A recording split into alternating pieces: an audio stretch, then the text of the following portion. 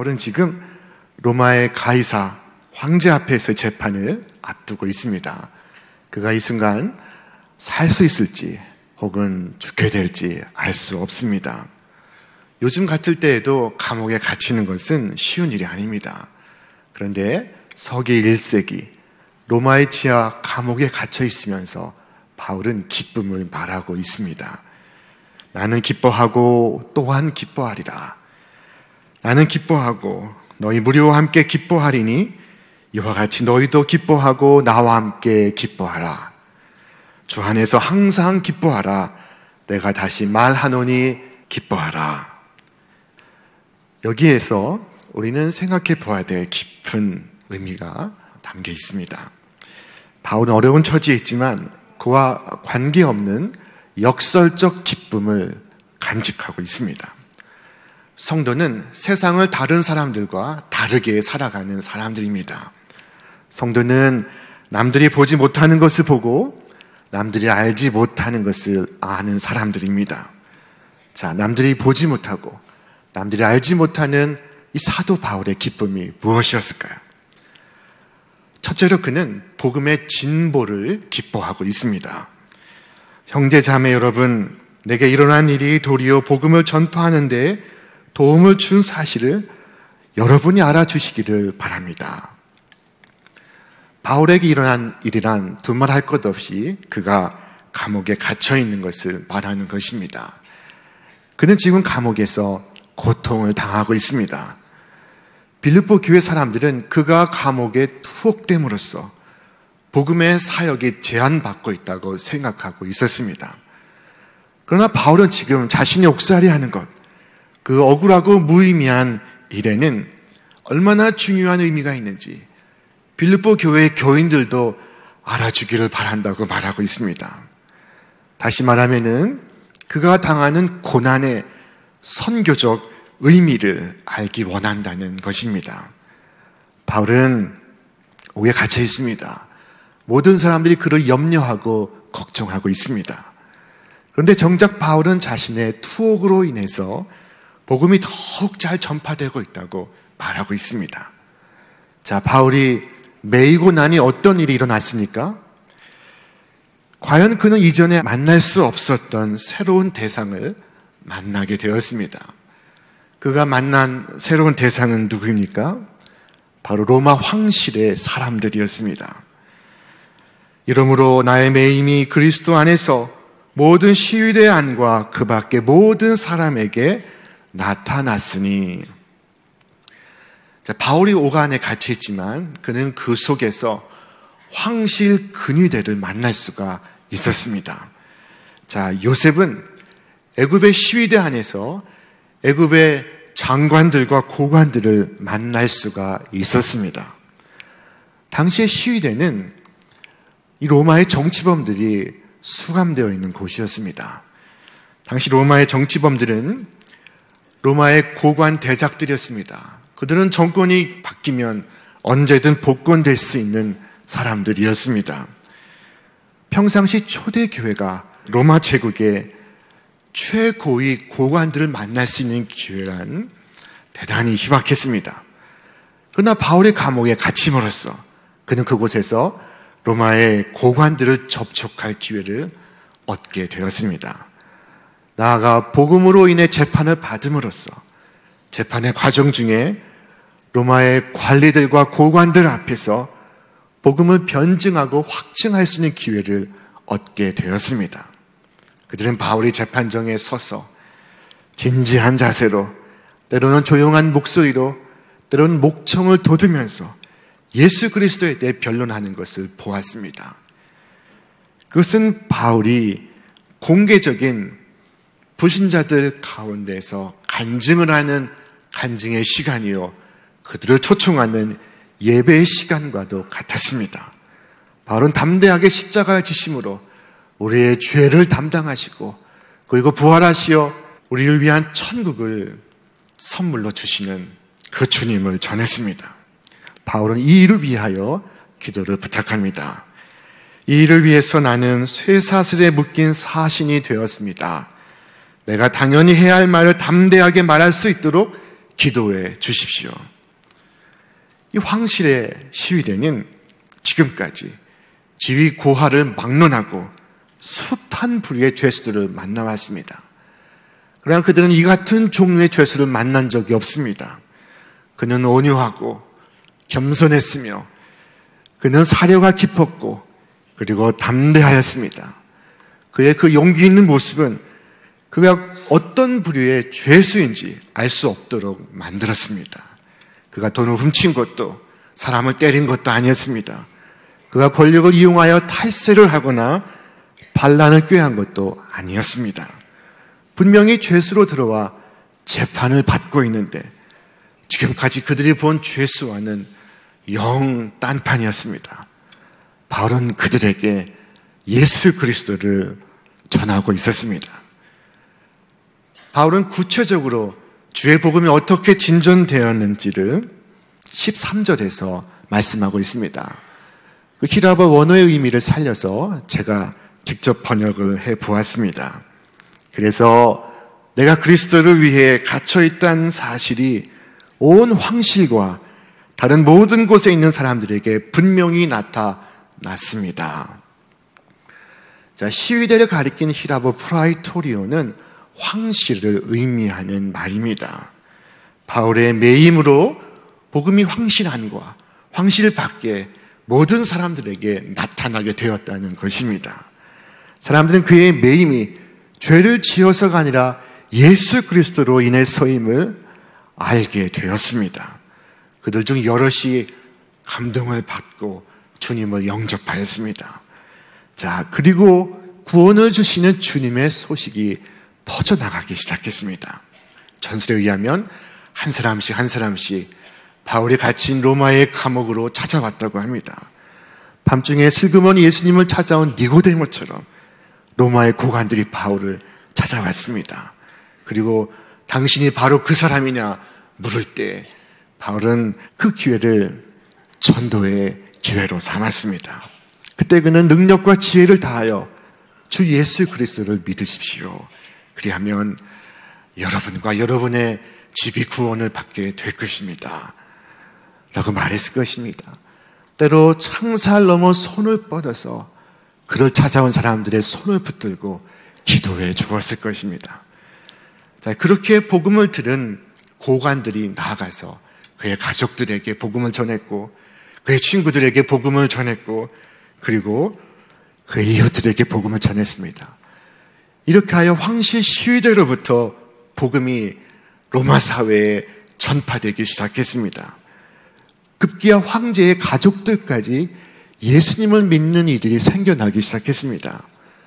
바울은 빌립보서를 이렇게 끝맺고 있습니다.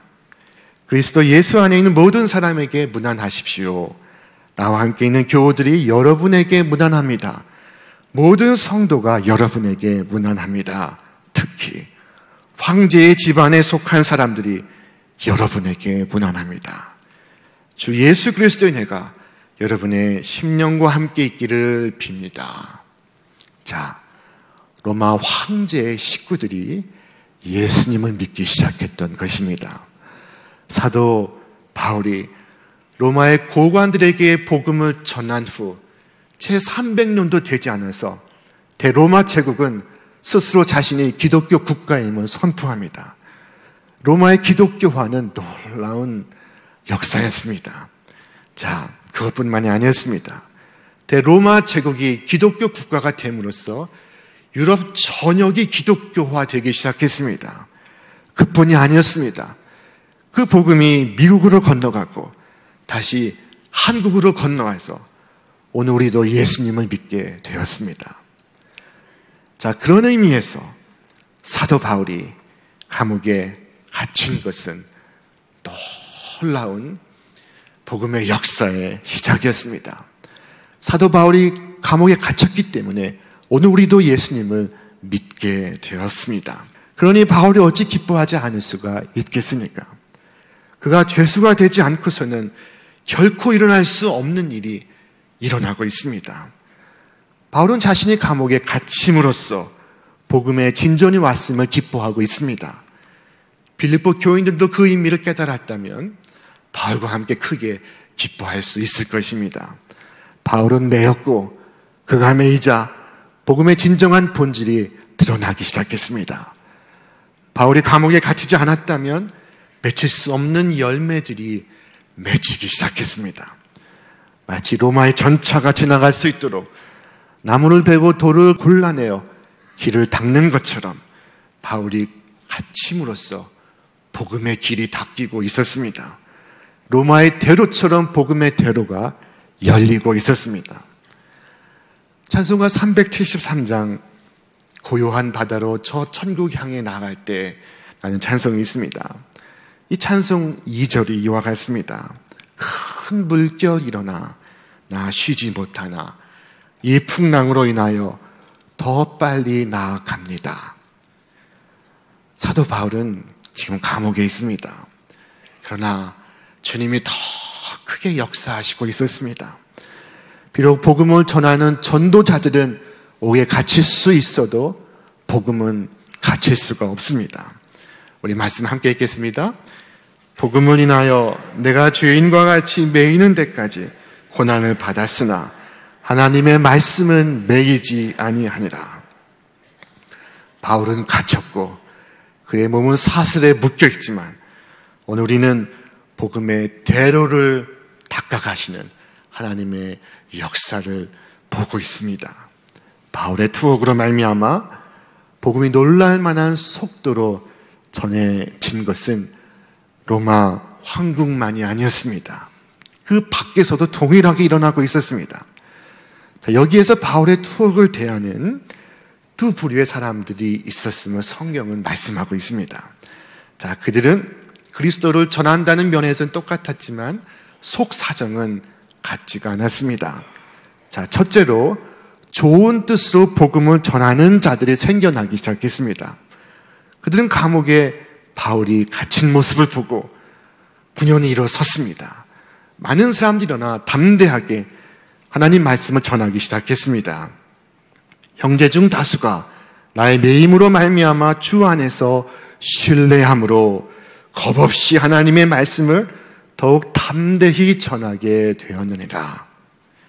자, 그들은 바울의 투옥과 그의 재판 과정을 보면서 용기를 내어 바울처럼 복음을 위해 자신을 드리기로 작정한 사람들입니다. 바울의 공백을 메우기로 작정한 사람들입니다. 자, 그들은 바울의 모습 속에서 예수님을 믿는다는 것이 무엇인지, 그리스도를 위해 살아간다는 것이 무엇인지 배울 수가 있었습니다.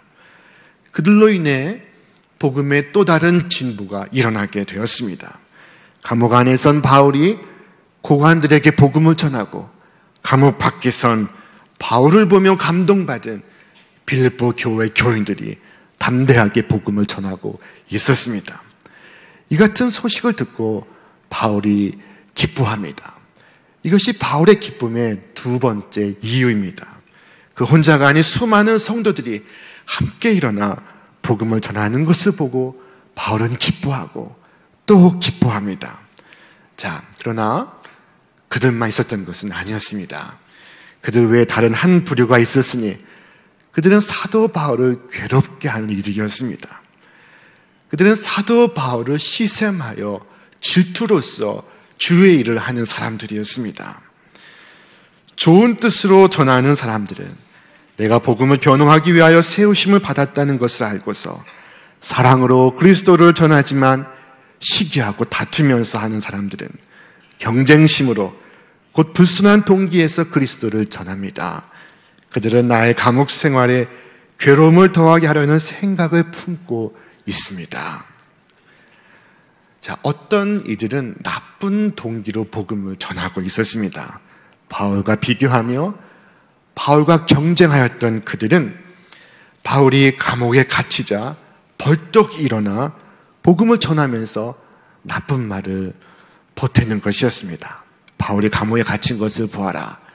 그는 필경 하나님께 벌을 받고 있는 중이다. 바울의 아픔을 더하면서 자신이 바울을 대체하고자 했던 어리석은 복음 전도자들이 있었습니다. 그러나 바울은 질투로 복음을 전하는 자가 있음에도 불구하고 내가 이로써 기뻐하노라 라고 말합니다. 그 기뻐할 수 있는 이유가 무엇입니까? 그는 갇힘으로써 더욱 담대히 용기를 얻어 복음을 전하는 사람들과 바울을 비난하기 위하여 희생으로 하는 사람들, 그 모두가 열심을 내어 복음을 전하게 되었으니 복음의 놀라운 진보가 일어나게 되었다는 것입니다. 자, 성경은 말씀합니다. 그러면 무엇이냐? 거칠애로 하나 참으로 하나 무슨 방도로 하든지 전파되는 것은 그리스도니 이로써 나는 기뻐하고 또한 기뻐하리라. 자, 진실한 마음으로 하든 혹은 시샘으로 하든 궁극적으로 전파되는 것은 그리스도라는 것이었습니다. 그래야 바울은 기뻐하고 또 기뻐합니다. 이 사도 바울이 다른 사람을 통해 이루어진 일을 기뻐하고 있는데, 자, 이것은 우리가 짚고 넘어가야 할 문제입니다. 사도 바울은 다른 사람을 통해 이루어지는 복음의 역사를 기꺼이 받아들일 수 있는 넓은 품을 갖고 있었습니다. 자, 그러나 모든 좋은 일을 나를 통해서 해야 한다고 믿는 사람들은 절대로 기뻐할 수가 없습니다. 모든 일을 내가 해야 한다고 믿는 사람, 모든 좋은 일은 내가 나서서 해야 한다고 생각하는 사람, 그 사람들의 동기에는 문제가 있습니다. 꼭 내가 해야 한다고 생각하는 그 마음속에 무엇이 들어있는지 한번 생각해 볼 수 있기를 바랍니다. 우리는 다른 사람을 통해서 주의 일이 일어나는 것을 기뻐할 수 있어야 합니다. 그것이 오직 그리스도를 위하는 마음입니다. 바울은 자기와 마음이 맞지 않는 이들이 옳지 않은 동기에서 복음을 선포하는 것까지 기뻐하고 그리고 또한 기뻐합니다. 그것은 자기 중심이 아니라 그리스도 중심으로 생각하고 있기 때문입니다. 그리스도를 위하여 유익이 될 수만 있다면 내가 받는 작은 고난은 문제가 되지 않습니다. 그가 하나님의 사업을 최우선으로 생각할 때, 하나님의 나라와 그 영광을 중요한 것으로 생각할 때 그가 받는 멸시는 다 소멸되어 버렸습니다. 그래서 기뻐할 수가 있었습니다. 이것이 바울의 기쁨의 세 번째 이유입니다. 여러분, 다른 사람이 선한 일을 할 수 있도록 기회를 주는 것은 한 차원 더 높은 교인이요 성자입니다. 일이란 상대적인 것이요 완전한 일은 세상에 있을 수가 없습니다.